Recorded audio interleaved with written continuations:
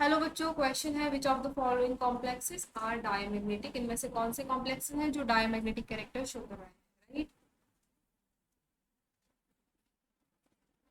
एक एक करके ऑप्शन डिस्कस करते हैं। फर्स्ट ऑप्शन है AuCN का होल फोर। उससे पहले हम लोग ना बच्चों कुछ पॉइंट्स ध्यान रखना है। हमें हमें पता, हम लोग को पता होना चाहिए। अगर हम लोग नेचर ऑफ लिगेंड को, if we will know about nature of ligand, ठीक है, जो कि CFSE को डिसाइड करते हैं। ठीक है, नेचर ऑफ लिगेंड को अगर हम लोग देखेंगे तो सबसे पहले हमारे पास होता है स्ट्रॉन्ग पी लिगेंड और होता है वीक पी लिगेंड। राइट, हमें पता है जो स्ट्रॉन्ग पी लिगेंड है हाई स्प्लिटिंग पावर होती है। हाई स्प्लिटिंग पावर की वजह से ये लो स्पिन शो करते हैं स्ट्रॉन्ग पी लिगेंड के केस में पर्टिकुलरली। ठीक है, del O is greater than P. ठीक है, या बोल सकते हैं CFSE ज्यादा होती है पेयरिंग एनर्जी से।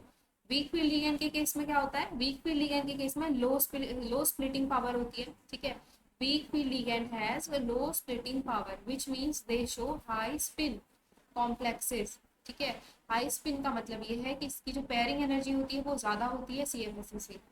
ठीक है बच्चों, और साथ में अगर हमारे पास हमें डिसाइड करना है, ठीक है, मेटल के नेचर के बेसिस पे, तो जो मेटल है अगर उसकी ऑक्सीडेशन स्टेट, अगर हम प्लस एन मानते हैं, माना ये प्लस एन में है, अगर उसकी ऑक्सीडेशन स्टेट ज्यादा है तो उसके लिए CFSE की वैल्यू क्या होगी, ज्यादा होगी।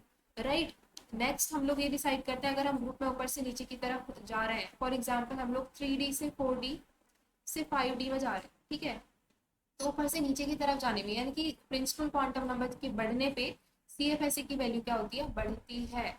ठीक है, इतना हमें पता है। और CFSE ज्यादा होगा तो इसका मतलब पेयरिंग एनर्जी क्या होगी, कम होगी। राइट, इसका मतलब पेयरिंग एनर्जी कम होगी। इन कॉन्सेप्ट को बेस पे रख के, ठीक है, हम लोग अपने एक एक ऑप्शन डिस्कस करते हैं। ऑप्शन फर्स्ट की बने बच्चों AuCl4 माइनस। ऑप्शन ए है AuCl4 माइनस। राइट, अगर हम फर्स्ट ऑप्शन में देखें, Au का इलेक्ट्रॉनिक कॉन्फ़िगरेशन होता है Au, देखो पहले हम इसकी ऑक्सीडेशन स्टेट निकाल लेते हैं। This will be x, this will be -4 is equal to -1, तो x की ऑक्सीडेशन स्टेट आ जाएगी 3। Au+3 ऑक्सीडेशन स्टेट में। राइट, इसका इलेक्ट्रॉनिक कॉन्फ़िगरेशन करें तो इन जनरल इसका इलेक्ट्रॉनिक कॉन्फ़िगरेशन होता है 4f14 5d10 and 6s1। Right, तो इसका मतलब हमारे पास electronic configuration Au in +3 oxidation state it will be 5d8, है ना। हमारे पास प्रेजेंट है 5d8 6s0। तो सिंस Au कहाँ पे प्रेजेंट रहता है, इस पे इलेक्ट्रॉन्स किस तरीके से फिल होंगे। देखो बच्चों, मैंने बोला अगर एन प्रिंसिपल क्वांटम नंबर की वैल्यू ज्यादा होती है तो CFSE ज्यादा होती है, और साथ में ऑक्सीडेशन स्टेट ज्यादा होती है तो CFSE ज्यादा होती है। तो Au के केस में क्या हो जाएगा, इसका मतलब D8 है, यहाँ पे del is greater than pairing energy हो जाएगा, और इलेक्ट्रॉन कुछ इस तरीके से फिल होंगे 1 2 3 एंड 4, उसके बाद क्या हो जाएगी, पेयरिंग हो जाएगी। ठीक है, तो इसका मतलब इसके पास कोई भी अनपेयर्ड इलेक्ट्रॉन प्रेजेंट नहीं है, यानी कि नो अनपेयर्ड इलेक्ट्रॉन। ठीक है, जिसका मतलब क्या है, ये डायमैग्नेटिक है, तो हमारा आंसर हो जाएगा ऑप्शन ए। अगर हमने ऑप्शन बी को डिस्कस करें, COH2 का होल 6+3, यहाँ पे CO प्रेजेंट है +3 ऑक्सीडेशन स्टेट में। CO+3 ऑक्सीडेशन स्टेट में प्रेजेंट है। राइट बच्चों, इसका अगर हम इलेक्ट्रॉनिक कॉन्फ़िगरेशन करें, CO का इलेक्ट्रॉनिक कॉन्फ़िगरेशन होता है 3d7 4s2। ठीक है, 3d7 4s2, लेकिन अगर हम इसको देखें +3 ऑक्सीडेशन स्टेट में, this will B 3d6 4s0। ठीक है बच्चों, COH2 since weak field ligand है, बट CO+3 ऑक्सीडेशन स्टेट में H2O के साथ, या ठीक है, H2O के साथ क्या शो करता है, पेयरिंग शो करता है। ठीक है, ये ध्यान रखना आप लोग, क्योंकि +3 ऑक्सीडेशन स्टेट की वजह से इसमें जो डेल है that is greater than P हो जाता है। और अगर हम इसमें इलेक्ट्रॉन्स फिल करेंगे बच्चों, तो इस केस में क्या हो जाता है, इस केस में हमारे पास हमें मिलता है 1 2 3 4 5 एंड 6, पेयरिंग हो जाती है। राइट, तो यहाँ पे भी हम देख सकते हैं कोई भी अनपेयर्ड इलेक्ट्रॉन प्रेजेंट नहीं है, तो इसका नेचर क्या हो जाएगा, डायमैग्नेटिक।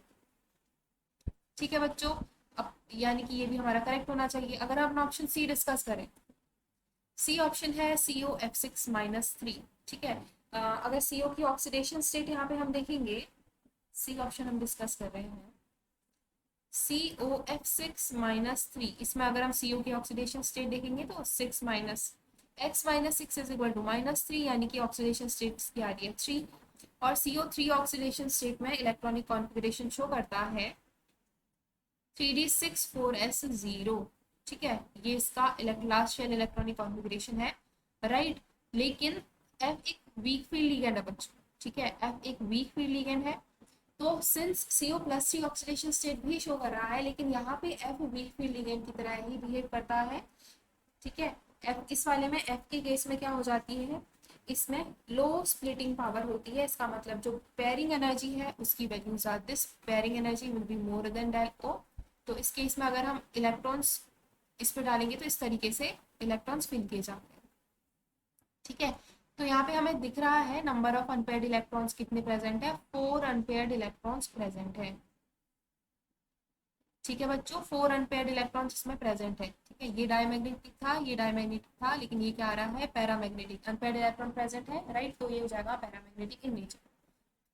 देखो बच्चों, डी ऑप्शन है, डी ऑप्शन अगर हम डिस्कस करें, डी ऑप्शन गिवन है, ये है स्क्वायर प्लानर कॉम्प्लेक्स, इसकी हाइब्रिडाइजेशन हो जाएगी sp, स्क्वायर प्लानर लिखा हुआ है ये हाइब्रिडाइजेशन जाएगी dsp2, ठीक है।